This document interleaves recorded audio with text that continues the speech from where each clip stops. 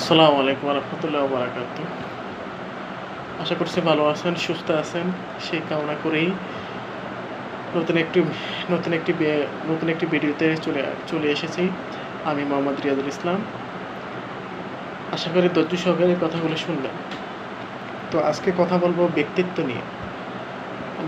ব্যক্তিত্ব আসে নিজে থেকে। আপনার আচার আচরণ, কথা বলার ধরন সব কিছুই আপনার উপর ডিপেন্ড করে। আপনার পোশাক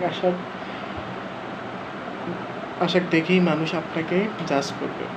আপনার কথা বলার স্টাইল, ধরন সব কিছু যখন অন্যকে স্পর্শ করে, সেদিকে আপনাকে খেয়াল রাখতে হবে।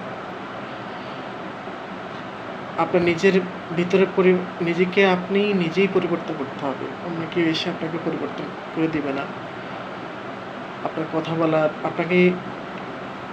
আপনাকে 18 বছরের পরে এসে কেউ কথা বলে শিখিয়ে দিবে না। কেউ ইনকাম সোর্স তৈরি করে দিবে না। কোন অবস্থায় কোন প্রেক্ষিতে আপনি কথা বলবেন, সেটা আপনাকেই বুঝে শুনে কথা বলতে হবে।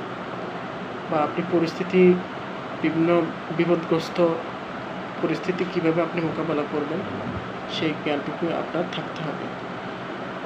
তাহলেই আপনি একজন সঠিক ব্যক্তিত্বপূর্ণ মানুষ হিসেবে নিজেকে গড়ে তুলতে পারবেন। ব্যক্তিত্ব দেখেই মানুষকে মূল্যায়ন করে, মানুষকে জাজ করে। এই কথাটা সবসময় মনে রাখবেন। ভিডিওটি ভালো লাগলে অবশ্যই লাইক শেয়ার কমেন্ট করতে ভুলবেন না। ধন্যবাদ সবাই।